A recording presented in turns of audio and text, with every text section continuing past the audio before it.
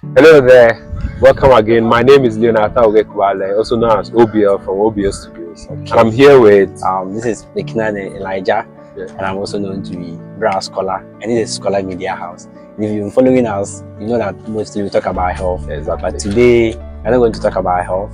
We are going to talk about something which is very, very important. Kind of history. We don't actually know how the truth of it. So with me here is someone who is a filmmaker. I'm sure a lot of people might know him. He's the CEO of OBL Studios. In fact, he has produced a lot of videos, like films in the northern sector, like a lot of videos. Most of these videos again travel down to the south and all that. So we're going to talk about the LARABANGA Mosque, since he's into filmmaking and then he normally do documentaries and all that. They have idea on this mosque, what at all is like, everything about this mosque. So today, that's what we want to talk about. We're not going to talk about health, but then LARABANGA Mosque. Please tell us something small about this LARABANGA. What do you know about this LARABANGA Mosque?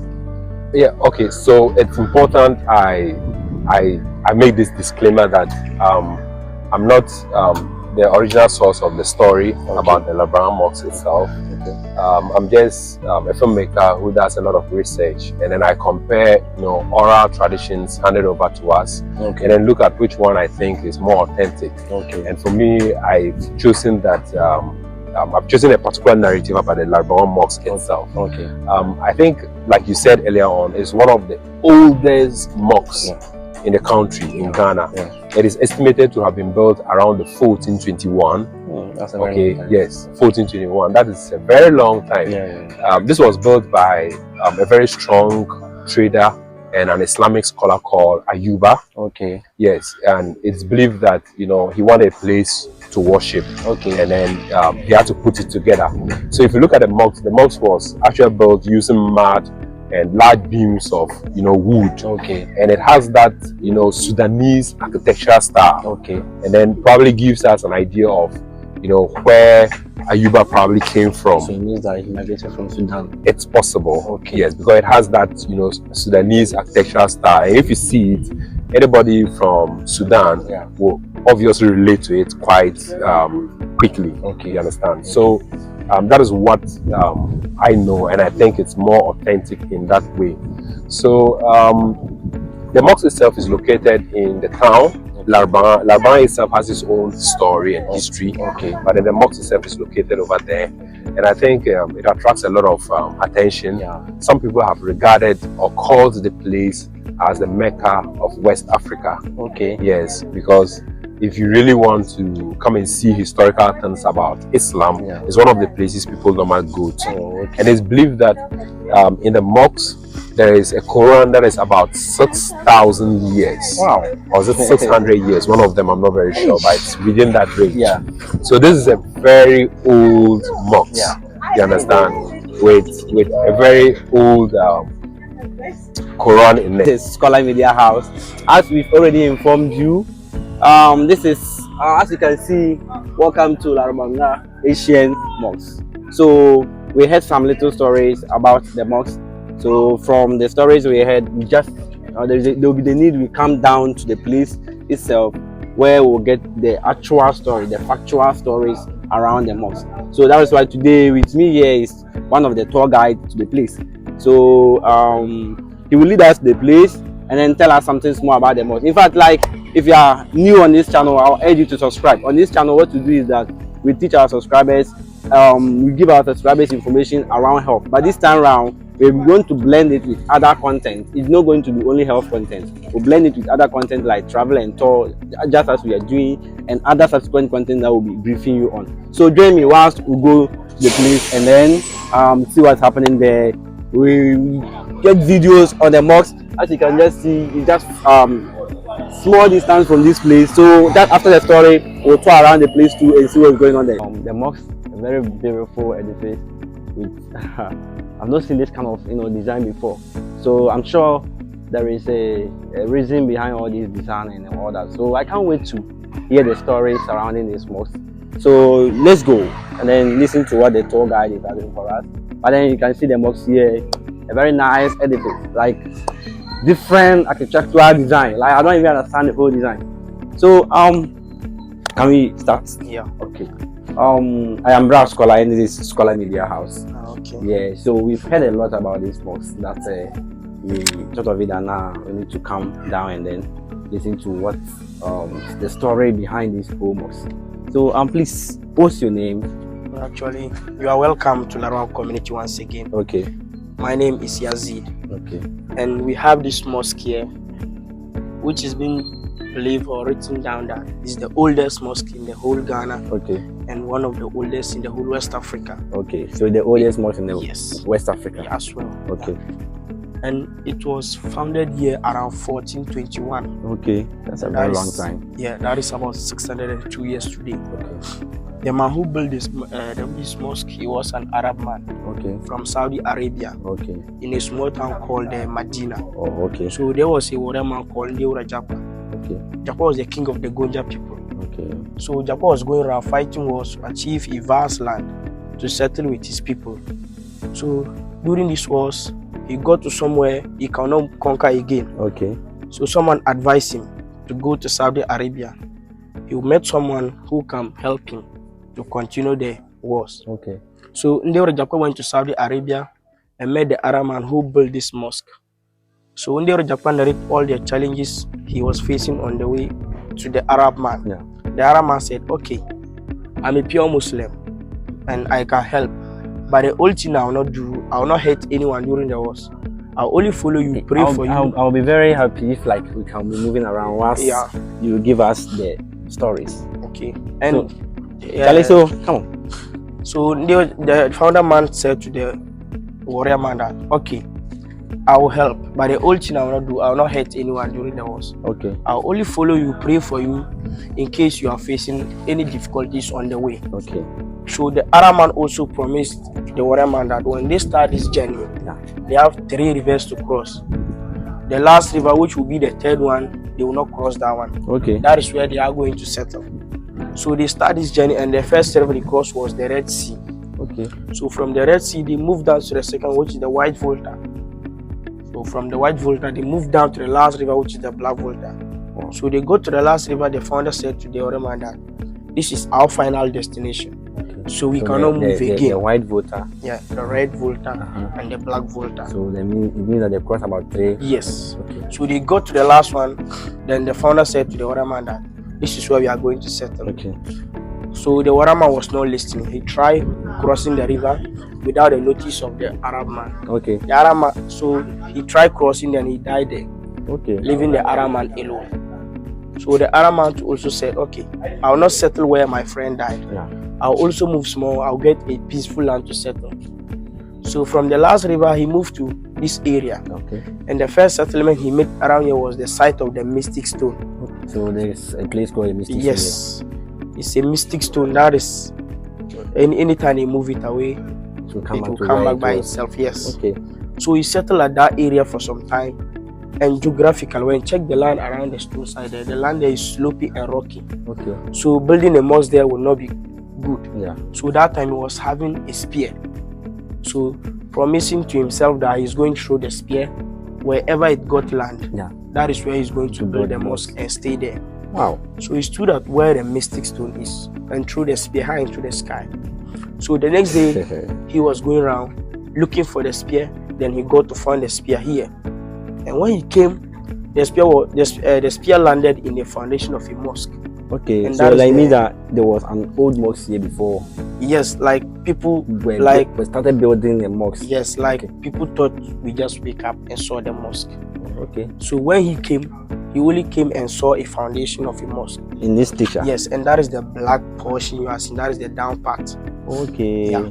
So it means that the black portion was already there. Yes. This one, this side. Charlie, show me the camera. This side was already there before. So it means that, like, okay, so if I'm understanding you clearly, it means that the warrior came and started from this side. Yes. So this plan. Yeah, it started from the okay foundation there. Alright. Yeah. So anytime he built to a level. He normally put a stick to mark the level. He always built. Then so he came and made the foundation there originally. So he was also surprised how come the spear he threw landed in a foundation of a mosque. So he was also surprised how come a foundation of a mosque was already laid. Before you continue, the little story I heard about this man is that he said he's from Sudan or something. Yeah, that is Saudi Arabia. Okay. So he said, okay, he will go around the foundation to see maybe some people already settled here before, something like that. So he went around the foundation. He didn't see anybody. So can you take us around and see what's yeah. So he went around the foundation. He didn't see anybody. But the only thing he saw was a piece of paper. And he took the paper, and the paper was written in Arabic. So he read the paper, and the paper was telling him this is where God chose him to come and settle. So he starts from the foundation there. So anytime he built to a level, he normally put a stick to mark the level he always built for today. And also they serve as an iron rods. Just to make the iron rods. Yes. So it means that this building, there is nothing like iron rods and yes, only the woods and the mud sand that keeps. Not even cement. No. Wow. So he'll put a stick, then he'll go back to the stone side. The next time when he comes to continue, he'll see the mosque always increase by itself. So that is why people have been saying we just wake up and saw the mosque. So we have the belief that half of it was built by the Arab man, and God also helped him to build some parts. So until the full mosque became complete, and because he was alone here, he opened one entrance, and that is for the that is for the chief imam. So before the community developed, they added 3 doors, making 4. So we have this door here for the women. Show the door. This way the women pass to enter. And some people thought the doors are short because the people were short in the olden days. No, we believe in the room of God, when you are going inside, you show respect. So we bow down to show respect before you go inside. So that's why you just made it short. So that whenever you are going, no matter what you do, you will squat before you enter. And when we go to the other side, you have a door there for the muazzin. Then let's go. Let's go this way. Right. Wow. Nice story. Are the 3? Yeah. Okay. So this door here is for the muazzin. The one who calls for prayers when it is time. And the top of the mosque is deck. So we believe when you go inside your right hand side, we have steps there like story building. So on Friday the mustn't pass through the steps. You can't go inside right now. No. So he passed through the steps, moved to the top, and he will shout and call for prayer, so that people know that it's time for prayers. Normally start and stop before. Only on Fridays. On Fridays, but ordinary days we have the microphone inside. We use it. So let's see the other pattern. Wow. I hope you are enjoying the video. So now you know more about the LARABANGA Mosque. But like the story is interesting, very interesting story. Wow. Charlie, can you show us the place here? And we have this door here for the chief imam. So this the chief imam of the community. Yes. This was the first door he opened when the Arama was here alone. It means that all the doors, this is the oldest door. Yes. This is the oldest door amongst them. And you can see this one is a little bit higher than the other ones, because we believe the imam is old. So to bow down, so he just needs to walk straight inside. And this there, we pray towards the east. So this is the face of the mosque. So let's see the last door here. Wow.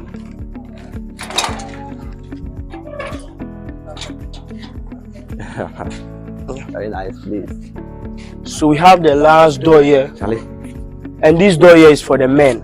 This is where we the men pass to go inside. And when you go inside, the inside divided into 3 lanes. The imam in front, we the men in the middle, and the ladies will be at the back.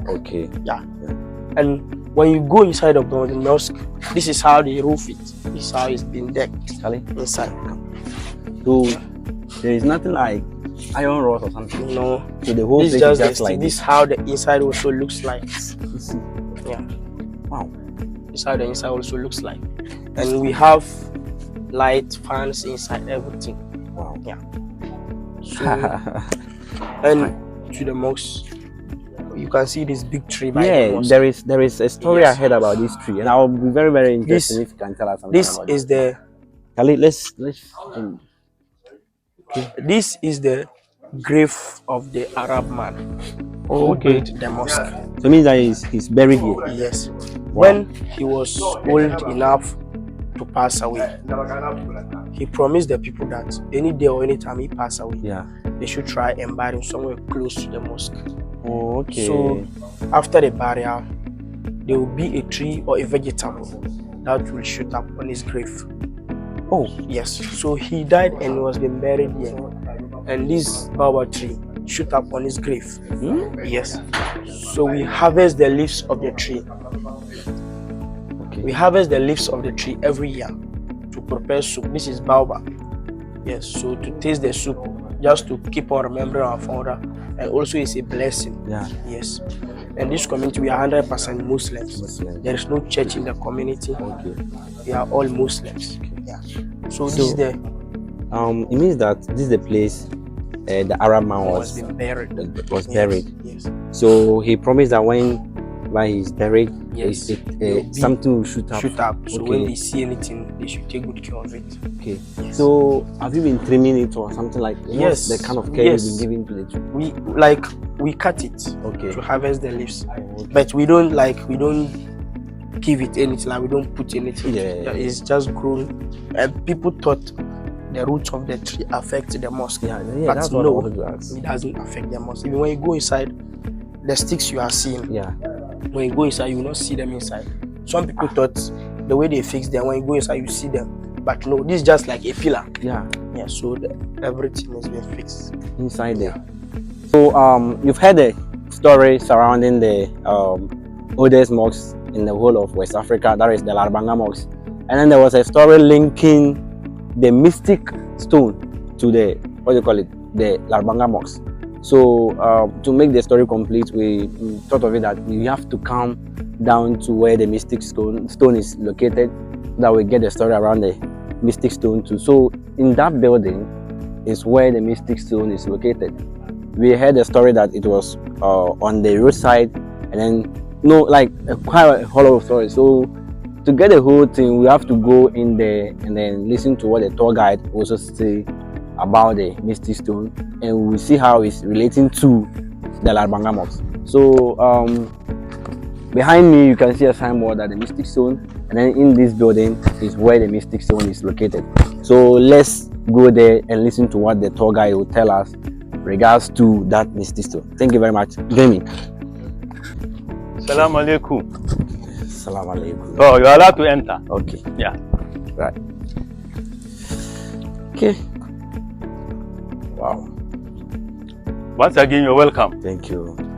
Like I said, we have this stone here, which was wall around 2010. The stone wall you see was around 2010. Okay. It was an open site. Okay. But we are particular about the stone. Okay. This stone you see here, they call it the mystic stone. Okay.